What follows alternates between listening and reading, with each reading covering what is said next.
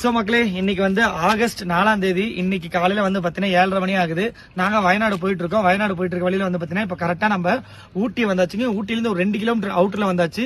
இங்க வந்து பாத்தீங்கன்னா நம்ம நைட் டைம் மிஸ்ட் பாத்திருப்பீங்க. காலையில 8 மணிக்கு ரோடு தெரியாத அளவுக்கு மிஸ்ட் பாத்தீங்கன்னா ஊட்டில இருக்கு. இன்னைக்கு வந்து ஆகஸ்ட் 4, இவ்வளவு குளிர்.